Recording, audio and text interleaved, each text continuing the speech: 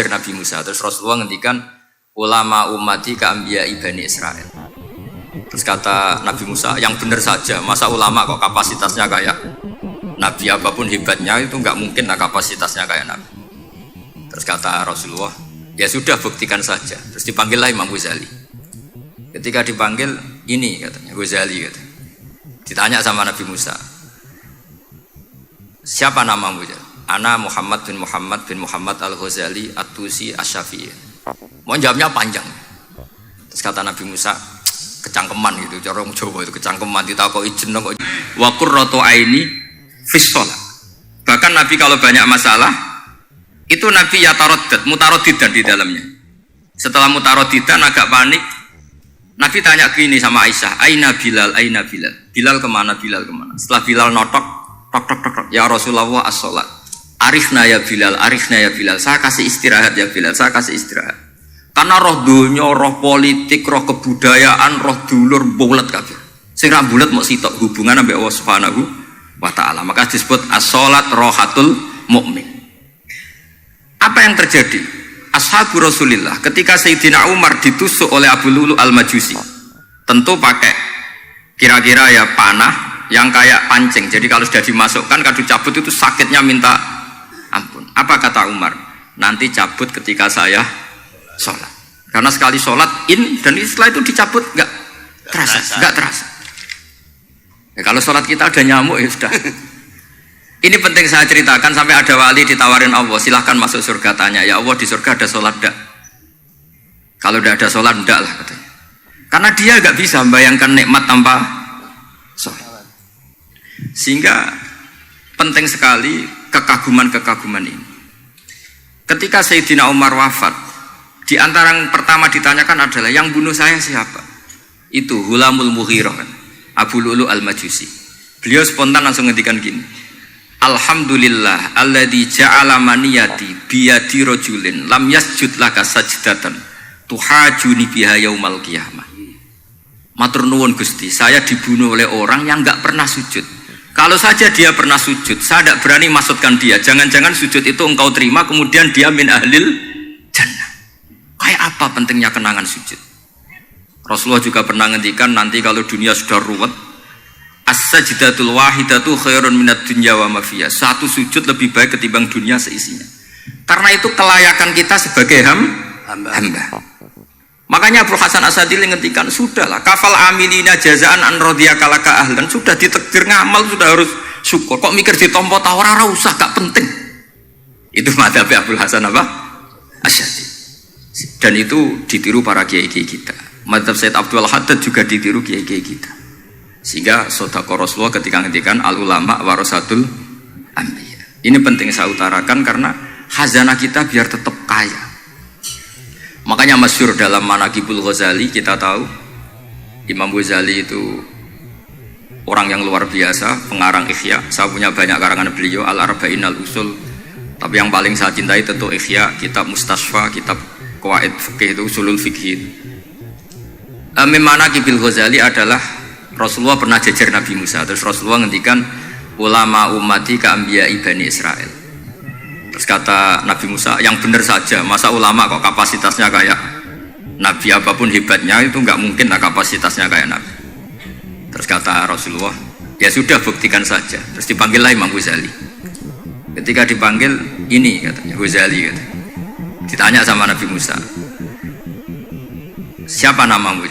Ana Muhammad bin Muhammad al-Ghazali at-Tusi asy-Syafi'i. Mau jawabnya panjang. Terus kata Nabi Musa, kecangkeman gitu, cara Jawa itu kecangkeman, ditakoki jeneng kok jawabnya kakean ya. Terus kata Imam Ghazali, ya lumayan saya. Jenengan ditanya Allah sing ya alamus sirra wa akhfa saja jawabnya kelebihan gitu. Apa itu kata Nabi Musa? Wa ma tilka bi yaminika ya Musa. Qala ya asaya atawakkau 'alaiha wa ahusyu biha 'ala ghanami wa liya fiha ma'aribu ukhra. Jadi Nabi Musa ditanya, sing mbok gawa iku apa ta?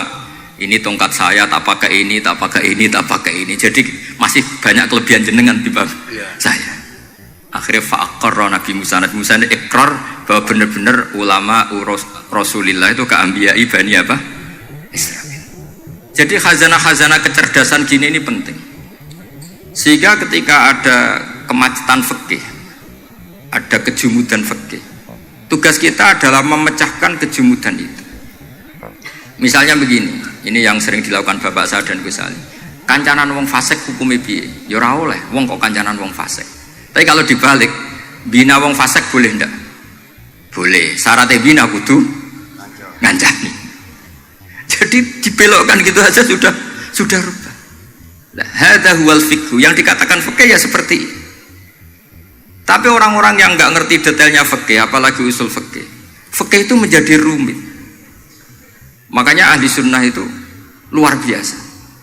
Ada orang mati karena narkoba atau karena apa itu? Oplosan. Itu kiai cokre. Itu kiai alim biasa datang. Itu ya biasa mempersaksikan. Nggih, mayite sae nggih. Nggih. Padahal orang itu nggak percaya ini orang mati cokre kok apa? Sae. Padahal dia di kiainya bilang gini, wis sae saiki wis reso nakal katanya. Mas sae sudah mengakhiri semua kenakalannya lewat apa? Lewat kematian tadi. Karena itu doa Rasulullah. Rasulullah itu kalau ngedikan itu luar biasa. Allahumma ij'alil hayata ziyadatan li fi kulli khairin wal mauta rohatan li min kulli syarrin. Ya Allah, jadikan hidup ini ziyadatan li fi kulli khairin. Jadi anggap saja kalau hidup itu berarti potensi tambah baik. Anggap saja kalau mati itu akhir dari segala keburukan. Berarti orang cukre ini mati itu baik apa buruk? Baik, karena dia sudah tidak bisa buruk lagi. Makanya saya nah ini khazanah yang luar biasa. Karena tadi kematian adalah ar-rohah min kulli apa? Syarrin. Nah ini sesi kedua, mungkin ini tinggal seperempat jam atau setengah jam. Saya ini karena biasa ngomong lama. Saya mau menerangkan kalimat tauhid. Ini penting sekali. Kalimat tauhid itu kata Ibnul Qayyim Al-Jauziyah dalam kitab Zadul Ma'ad. Ini kitab kesayangan Sayyid Abdul Al-Haddad. Sampai beliau ngendikan, ya letani minha iddata nusakhin li uhdiyaha ila tullab. Semoga saya punya naskah banyak yang mau saya hadiahkan ke santri-santri. Saking pentingnya kitab apa Zadul Qayyim. Itu beliau mengartikan la ilaha illallah itu luar biasa. Kalimat ini adalah kalimat super. Allah bikin surga juga demi kalimat ini. Siapa yang menerima kalimat ini maka masuk surga. Yang menolak kalimat ini maka dimasukkan neraka. Kita tahu neraka itu kalau ada batu dicemplung itu sampai ke bawah itu nunggu 70 tahun. Kayak apa kedalamannya? Bego siapa saja tidak akan bisa itu bikin apa? Neraka. Karena kalau batu dijatuhkan nunggu 70 tahun itu sampai kok riha. Itu dibikin juga untuk orang yang menolak la ilaha illallah. Kemudian karena manusia butuh latihan, dibikinlah langit dan bumi supaya didiami manusia untuk menerima konsep la ilaha illallah. Karena manusia butuh pelatih, diutuslah para rasul untuk melatih la ilaha illallah. Dan kalimat ini andaikan ada orang kafir 70 tahun, kemudian dia melafadzkan la ilaha illallah Muhammadur Rasulullah, maka semua kekafirannya dihilang. Maka santri-santri yang aswaja ini harus yakin, ia adalah kalimatun dakhala bihal kafiru al-islam. Ini kalimat yang orang kafir 70 tahun saja menjadi muslim. Tapi sekarang banyak gerakan dengan kalimat yang sama, malah orang Islam menjadi kafir.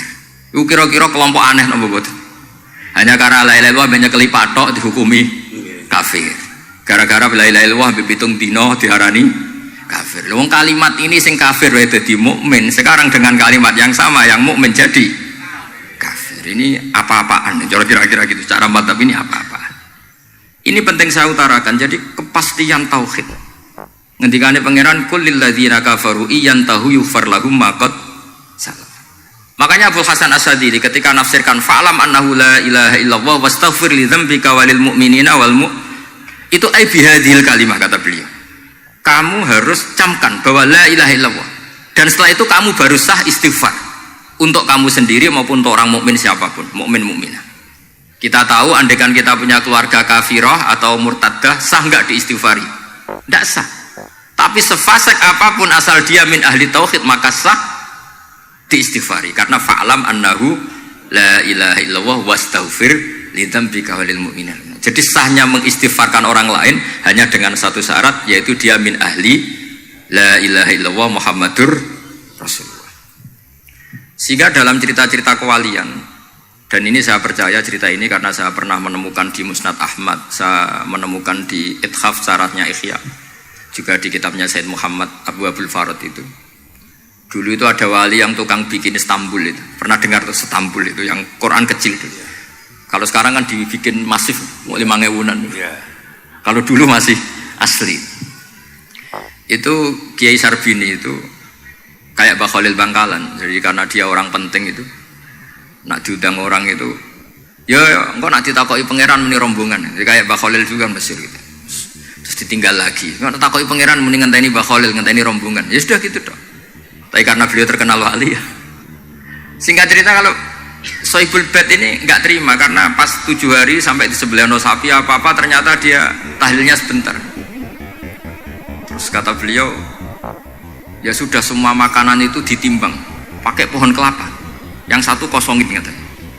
Kifatul mizan yang satu atau kafatain mizan yang satu dikosongin. Beliau datang yang bikin Istanbul tadi. Bilang bis itu sudah jumpat katanya. Sudah tinggi bismillahnya. Kata beliau, bismillahku ra genep wae wis ngalahno pakananmu, apalagi genep katanya. Ini penting saya utarakan nanti di cerita yang di kitab Musnad Ahmad. Ini perlu dicamkan. Saya hafalkan hadis itu. Inna wa ta'ala istakhlasa rajulan min ummati ala ru'usil khalaik. Setelah dipertontonkan, fayan syuru alaihi tis'an wa tis'ina sijillan. Kullu sijilin minha maddul basar. Jadi ketika dipertontonkan itu ada satu box, yang satu boxnya itu sudah sepanjang mata melihat. Sudah satu boxnya saja itu mislu maddil basar, sepandang mata melihat. Apalagi di 99. Terus Allah itu fair, Allah tanya, afalaka uzrun, apa kamu melakukan kesalahan banyak ini punya alasan? Enggak katanya. Adzolamat kata badi al-hafidun, apa memang malaikat itu sentimen sehingga salah kamu tok yang ditulis, kalau kamu nggak salah nggak ditulis? Enggak ya Allah. Terus kata Allah, bala innalaka inti hasanah, kamu masih punya satu kebaikan. Ketika Allah bilang kamu punya satu kebaikan, apa kata lelaki tadi? Nah, gunanya apa ya Allah satu kebaikan dibanding kesalahan yang sebanyak itu? Akhirnya kesalahan yang sebanyak itu ditimbang. Si timbang satunya itu hanya la ilaha illallah Muhammadur Rasulullah. Fato syat'at sijilat. Semua catatan salah tadi kalah. Kenapa? Fala yaskulu ma'asmillahi ta'ala syai'un. Karena di dunia maupun akhirat tidak ada yang bisa mengalahkan kalimah thayyibah. Tapi sekarang kalimah thayyibah itu jadi tersangka. Nah ini makanya saya mohon santri-santri, hujjiyatu ahli sunnah wal jamaah ini harus mustaqirrah, harus sabitah, harus benar-benar berargumentatif. Sehingga kita tahu setahu-tahunya bahwa kalimat ini adalah kalimat yang orang kafir saja menjadi muslim. Masa dengan kalimat yang sama orang mukmin menjadi kafir? Ini penting saya utarakan karena kita harus terus belajar. Caranya gimana? Ya diantaranya tadi belajar kitab Ihya, beberapa kitab.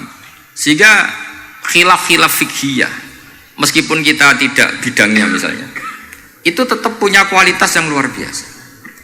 Saya sampai sekarang menerima sorogan kitab Mahalli. Itu di situ ada perdebatan unik. Boleh enggak misalnya jenazah itu diletakkan di belakangnya yang sholat? Kata kaul awal enggak boleh. Di mana-mana jenazah itu ya di depannya orang apa? Sholat. Tapi kata kaul sani, ya boleh saja jenazah itu tidak imam katanya. Iya. Sehingga pentingnya kaul sani adalah kalau Anda di Arab Saudi itu jenazah-jenazah tetap di kamar mayat, kemudian yang sholat ya di depan jenazah. Karena kalau dipaksakan di depan berarti jenazahnya di dekat apa? Ka'bah. Kayak apa kreditnya Mekah. Nah, meskipun kita tidak melakukan itu karena nanti dianggap aliran apa?